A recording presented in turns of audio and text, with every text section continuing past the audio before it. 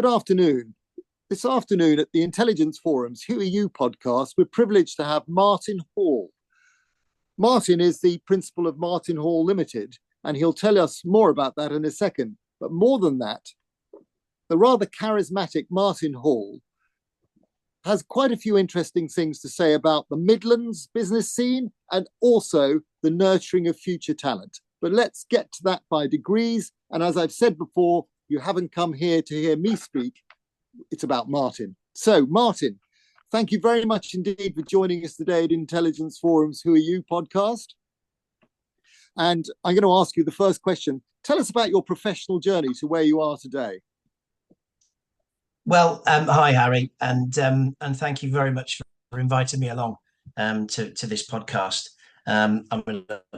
Viewers might know, but you and I have known each other for some time. And it's an absolute privilege to be part of intelligence forums, especially in Birmingham and the Midlands, which, as you say, I'm quite sort of passionate about. My journey, majority of my career was in the commercial insurance environment. I won't go back to when I first entered the insurance world, but it was after a game of golf with someone who I knew ran an insurance broker. And on the first tee, I was a student at school, and by the 18th green, I'd got a job in an insurance broker in Tamworth, which is where I've lived since I was 6, and that was working from his office at home. And that was the start of my journey with insurance. I then went on every sort of 4 or 5 years until about 12-ish years ago. I sort of changed jobs, went into different areas of insurance, but was always in that sort of sales, development, growth sort of area of insurance broking. So I was a broker, commercial broker. And then I sort of ended up in a business called Giles Insurance Brokers, which was then 5 or 6 years after I'd been with them, was then sold to Gallagher Insurance Brokers, big American international firm. That was in the October of 2013. And at that time, I was heavily involved in professional indemnity risks. So solicitors, accountants, architects, anyone that was giving professional advice needs professional indemnity insurance. And started to sort of work a little bit in the leisure heritage sector as well, because I always had some connections in that market as well. So the business was sold. We lasted not very long in a much larger organisation and wanted to do something different. So in April of 2014, there was myself and 3 others, and a particularly great bloke up in Scotland decided to do something else. We left Gallagher's. We set up something called PIB Insurance Brokers, and it went sort of live in May of 2014, and that business grew rapidly. Today, that business has nearly 4,000 employees. It's across a dozen countries in the UK and Europe, and places in excess of 3 billion in premiums on behalf of their clients. So, I'm particularly proud of that. But I left that business in 2018 because it got so big. It became an environment that maybe I wasn't really that comfortable with anymore. A few sort of differences of opinion, let's put it that way. And I left and went off and worked with some smaller brokers and helped them with sales development and various sort of elements. But COVID arrived, and I went into COVID really enjoying insurance, gainfully and happily employed by the insurance world. I came out of COVID not really wanting to be in the insurance world anymore. And I decided to do something different. And that's when, after a few months of actually leaving the insurance world, and I, as you know, I was involved in then an 11-week fraud trial. I was only a juror, by the way. I wasn't involved in it. It gave me some time to think, And I then decided to come up with a business, a consultancy business that effectively used a lot of that experience from my insurance career. Interesting how COVID, despite the many, many challenges thrust upon society, had one or two, I suppose you'd say, minor opportunities. That is to think. Think, you just said, time to think about the future. So another question I'd ask you is, being based in the Midlands, having grown up in Tamworth since you were 6, how do you see the advantages of Tamworth in the broader Midlands, and in particular Birmingham, that second city of Great Britain? Absolutely. The wonderful Brum, as it's affectionately known. Yeah, I mean, I think particularly from Tamworth's perspective, it's ideally located. If you go right back in the history of Tamworth itself, it was the capital of Mercia many thousands of years ago, because it was on the crossroads of two rivers. Well, we're now on the crossroads of two main rail lines. We're in the centre of the road network here in the Midlands. So Tamworth is ideally situated when it comes to communications and logistics and just basically getting around very easily. We're only an hour and 20 minutes on the fast train to London, for instance. A little bit longer going north, but that's a different conversation. And that's why we have HS2-ish. But Tamworth is a wonderful place. I've really enjoyed living and working here. There are lots of things going on with Tamworth at the moment through Future High Streets Fund development, enterprise zones, a renewed sort of confidence around Tamworth and other sort of towns nearby, Lichfield, Burton, even Sutton Coldfield, which is on the outskirts of Birmingham. But Birmingham itself is like a planet. It does suck in a lot of interest, a lot of funding, a lot of investment, and it's an absolute pleasure to be a part of that business scene. You're aware that I'm also part of the Chambers of Commerce, the Lichfield and Tamworth Chambers of Commerce, which works very closely with the Greater Birmingham Chambers. And there's lots going on. There's funding programs, a renewed SME grant program that's coming up, multi-million pound projects around Birmingham itself, an enterprise zone recognition for Birmingham.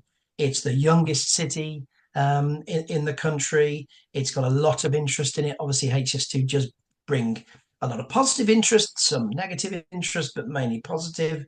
And it is not just the business side, but as you know, I'm quite interested in the sort of cultural and the arts scene as well. There's so much going on in Birmingham. There's a renewed confidence around the city, and that hopefully is, and I do see it, is sort of permeating down into those future leaders, the future sort of workers and staff that will be involved in businesses for many years to come.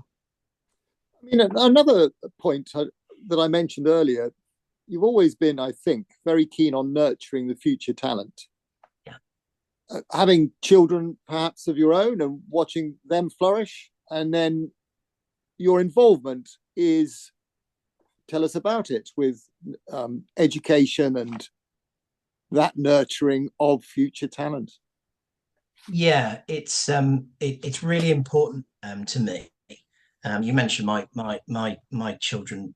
Thomas, my eldest, is 21. My youngest is 18 and just coming out of his sort of college course.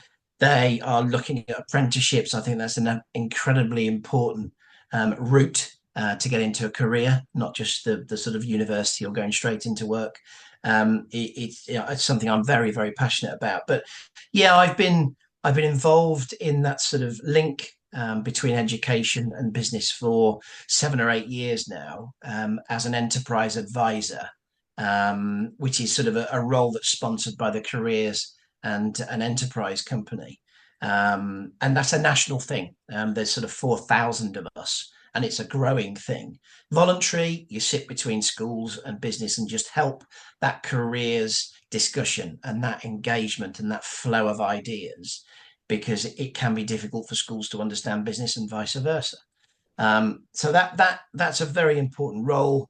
I get involved in care of the Chamber of Commerce through their Future Faces focus, which is effectively putting mentors with young mentees that are early in their careers within business. So they've actually got into business, but they're looking for sort of an alternative view, an objective view, of course, someone that's completely independent.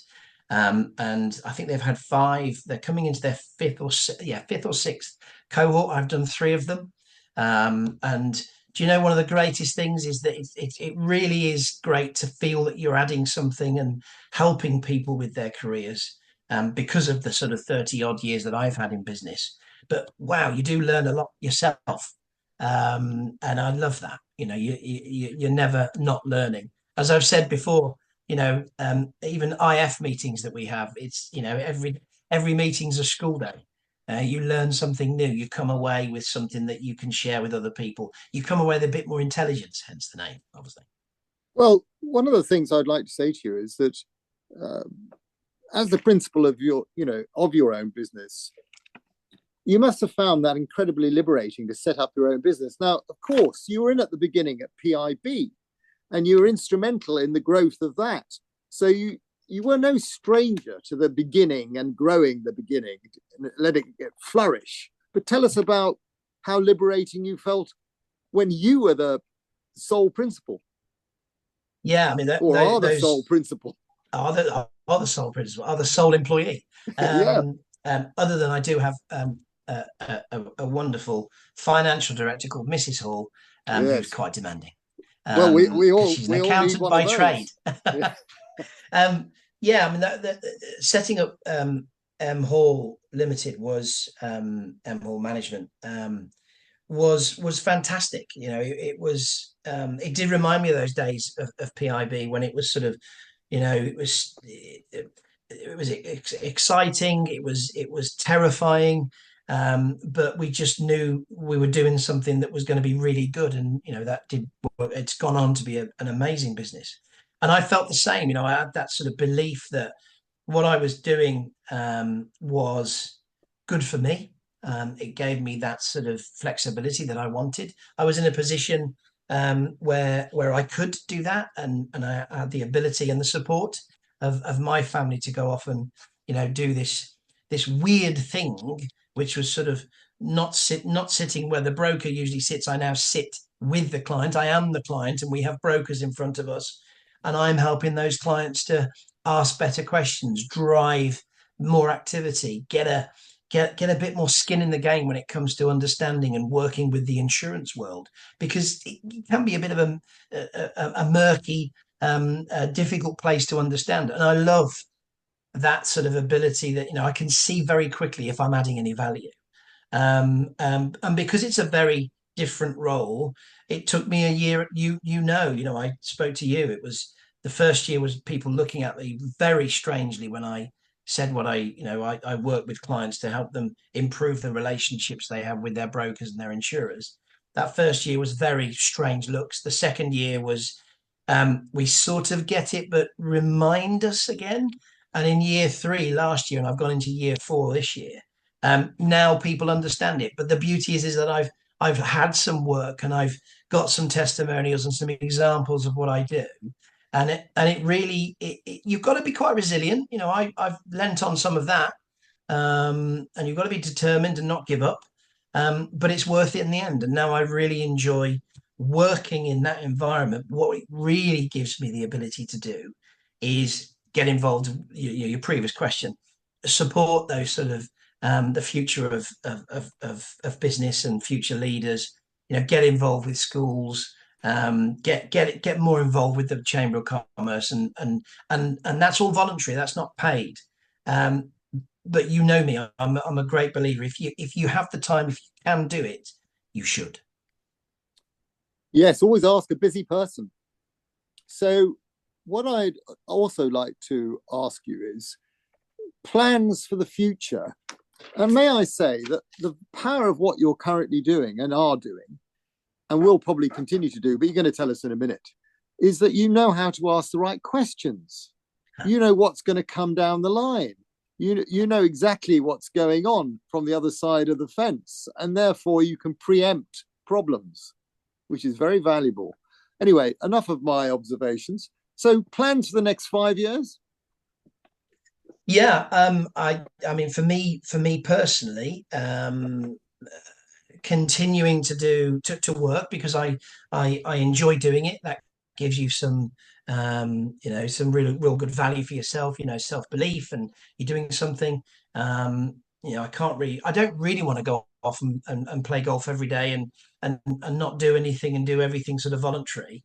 It's nice to be able to sort of forge through. So you're right, and thank you for saying it. What I try and do is look at what's happening in the world of risk, and which obviously feeds into insurance, and help other businesses as I do, to get into the insurance world, whether that's startup insurance brokers or tier 2, tier 3 supply businesses that want to open some doors. I really enjoy doing that, and that will continue.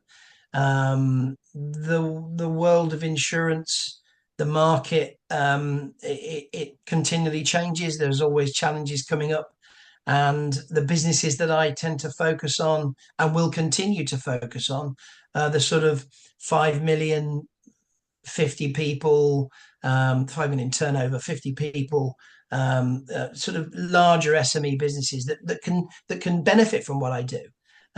Because we're talking about some fairly sizable numbers when it comes to insurance spend. So there's longevity there. I think for the next few years. I'm 55 now. I can't really see myself sort of going working wise beyond 60.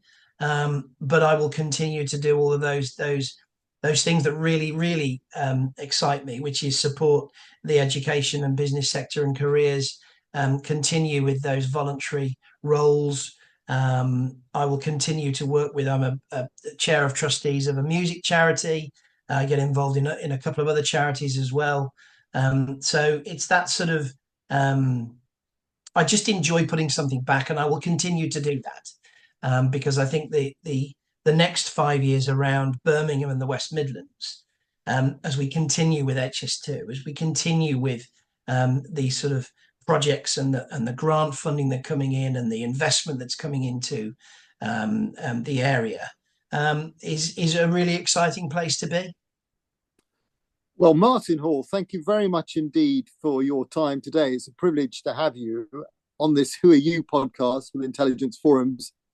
I am very grateful. I'd also like, at the end of this meeting, to thank Christina Scheck, who's engineered it, and without whom nothing at all would have happened. So thank you, Christina. Thank you.